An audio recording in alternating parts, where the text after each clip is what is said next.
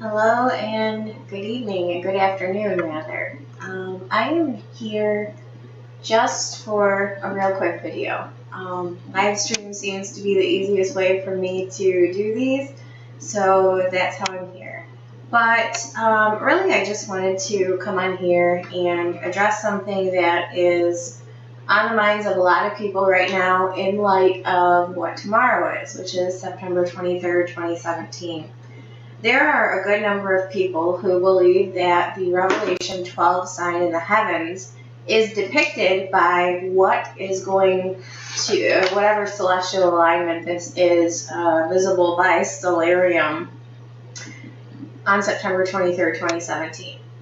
And I'm going to flat out tell you, and I will go over this with you in just a second, why what is happening tomorrow, September 23rd, 2017, has absolutely nothing at all to do with the Revelation 12 sign in the heavens. A lot of people say, well, it doesn't necessarily have to be the rapture, it's just a sign that the rapture's close. Respectfully speaking, we all know that. And there doesn't need to be a sign in the heavens to tell us that. So, really, that's just people's way of trying to find a loophole around something not happening tomorrow. I'm not trying to be rude or anything like that. The biblical signs were for what was happening right at that second. Even the Star of Bethlehem. Once Jesus had been born already, the star attracted the wise men to it, led the wise men to him. It wasn't leading up to his birth. It wasn't a sign for his coming birth. It was once it happened, then a sign appeared. The rest of the signs in the New Testament especially are just like that. They were for what was happening at that specific time. They were not portending something in the future.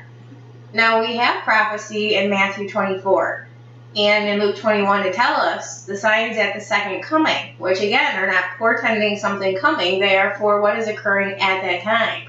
There will be signs in the sun and the moon and the stars, and on the earth distressed nations with perplexity, the sea and the waves roaring. Well, if you go to Isaiah 24, you will plainly see why that is happening, because the earth is reeling to and fro like a drunkard. It's coming unhinged. Why?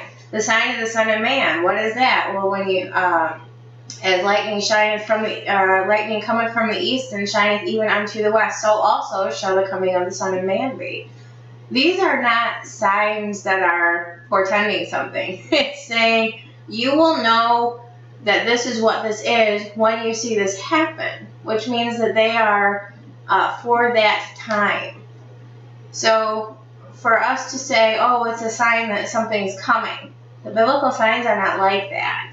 This is no exception. There's a reason, frankly, there's a reason that Revelation 12 is in the mid-trib chapters, in the middle of the Daniel 70th week. And it's not because it's backward looking to some amount of chapters at the start of the week to show some other event. There's a very specific reason that Revelation 11 does that, and it's to introduce something that has not yet been introduced, to show how it's important to the scope of what is happening at that time, which is the sixth trumpet. The two witnesses had not been previously introduced, so you had no idea who they were, why their death and non-burial, resurrection, and ascension was pertinent to the scope of anything happening at that time. So unless you're introduced to them, you're going to have no idea what's going on, who they are, why they're important. So John backtracks and he catches the reader up to speed to show why what's going on with them at the sixth trumpet is important. That's why he's backtracking. The rapture's been introduced, or that it's already happened by that time, has already been introduced. There's absolutely no reason to go back and bring it back up again. There's a very specific reason it's done with the two witnesses, because they are brand spanking new to the timeline, the chronological timeline. The rapture already been discussed in chapters 4, 5, and 7. There is absolutely no need to bring it back up in Revelation 12. More to the point, the sequence of the mid-trib chapters give us the very explicit explanation of what the sign represents. the seventh trumpet. There are 2 spots before Revelation 12 where we are given information about the seventh trumpet. And the second of the 2 introductions to what this seventh trumpet represents, trumpet judgment represents, is given in the verses immediately preceding the sign in the heavens. And immediately following the sign in the heavens is the flight of the remnant, which we know happens at mid-trib because we're told as much in Matthew 24. So if you have a mid-trib event right before and right after the sign, then it's should be an expectation that the sign is also mid-trib, and it is. So I actually, on academia.edu, search name Heather R., I have this chart online that gives you a detailed and relatively short explanation of what the sign means, what this Revelation 12, 1 through 5 actually has to do with. There is one verse that acts as a key, a map key, if you will. 1 Timothy 3:16. It explains exactly what is being represented in Revelation 12, 1 through 5. And it is the mystery of godliness. 1 Timothy 3:16 says, "And without controversy, great is the mystery of godliness." And then it gives 4 different points, or 5 different, actually 6.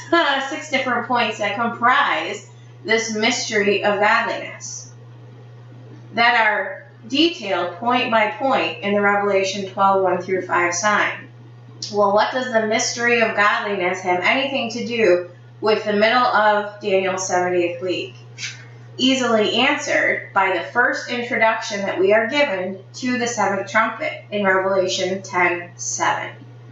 But in the days of the voice of the seventh angel, when he shall begin to sound, the mystery of God should be finished, as he had declared to his servants the prophets. So the first introduction we're given to what's going to occur at the midpoint of the week is to the seventh trumpet and the finishing of the mystery of God. Well, what is the mystery of God? Exactly what 1 Timothy 3:16 says that it is. So then you have a visual and an audio representation of the finishing of the mystery of God at the midpoint of the week in Revelation 12 and Revelation 14. So I'm just going to read, and if you can't see it, then I apologize, but it is on academia.edu, search name Heather R. Revelation 10:7. But in the days of the voice of the seventh angel, when he shall begin to sound, the mystery of God should be finished, as he hath declared to his servants the prophets. Explained directly by its key, or the key in understanding what the mystery of God that's going to be finished at this point is. So, and without controversy, great is the mystery of godliness. So in yellow, right underneath, it says, what is the mystery of God, which will be finished at the seventh trumpet? So then you have point by point what 1 Timothy 3:16 says the mystery of God is. God was manifest in the flesh, justified in the spirit, seen of angels, preached unto the Gentiles, believed on in the world, received up into glory. Which point by point correspond to exactly what we're told will happen in conjunction with the sounding of the seventh trumpet. To correlate to God was manifest in the flesh, justified in the spirit, we have text from Revelation 12, 1 through 5. And there appeared a great wonder to correspond with the great mystery of godliness. And there appeared a great wonder in heaven, a woman clothed with the sun and the moon under her feet, and upon her head a crown of 12 stars, and she being with child cried, travailing in birth and pain to be delivered. And she brought forth a man-child who was to rule all nations with a rod of iron. Next Seen of angels. Next point in 1 Timothy 3:16. Seen of angels. We go to the next verses in Revelation 12:1 through 5, which are verses 3 and 4. And there appeared another wonder in heaven, and behold, a great red dragon, having 7 heads and 10 horns and 7 crowns upon his head. And his tail drew a third part of the stars of heaven, and did cast them to earth. And the dragon stood before the woman, which was ready to be delivered for to devour her child as soon as it was born. Next, from 1 Timothy 3:16, the next 2 points to the key of understanding the mystery of godliness. Preached unto the Gentiles, believed on in the world. Well, this has directly to do with the finishing of the mystery of God at the 7th trumpet, which is what we started at with Revelation 10:7.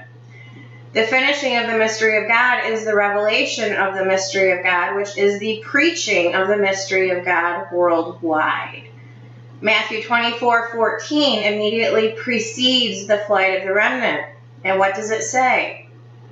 And this gospel of the kingdom shall be preached in all the world for a witness unto all nations, and then the end shall come. The end being the second half of Daniel's 70th week. Then in Matthew 24:15 through 22, we see the flight of the remnant, which is exactly what Revelation 12:6 shows us. And the woman fled into the wilderness, where she hath a place prepared of God, that they should feed her there 1,260 days. Which is, again, immediately after Matthew 24:14. So what is this revelation of the mystery of God? Exactly what Revelation 14:6 through 7 tells us it is. And I saw another angel fly in the midst of heaven, having the everlasting gospel to preach unto them that dwell on the earth, and to every nation and kindred and tongue and people, saying with a loud voice, Fear God and give glory to him, for the hour of his judgment is come, and worship him that made heaven and earth and the sea and the fountains of water. And finally, the last point that we have in this key of the mystery of godliness, or this key to the mystery of godliness, from 1 Timothy 3:16, received up into glory, which corresponds with the second part of Revelation 12:5, and her child was caught up unto God and to his throne. There should be no doubt whatsoever that this is mid-trib all the way. We will not be here. It has nothing to do with the rapture, and it's quite easily explained with 3 different passages of Scripture outside of Revelation 12. 4 different passages of Scripture outside of Revelation 12. So, excuse me, I haven't been feeling good the past couple of days, which is why I haven't been here. But there should be no question at all that that is mid-trib. It's got nothing to do with anything that will happen or not happen according to whatever computer program or whatever anyone tells you is supposed to happen tomorrow on September 23rd, 2017.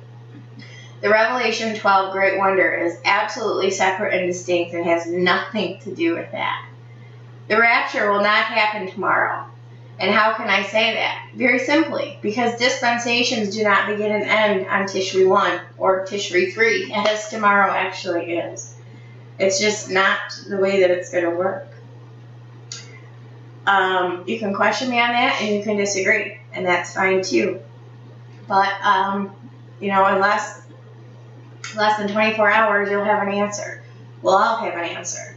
And then maybe we can stop talking about this because it does not pertain to the church.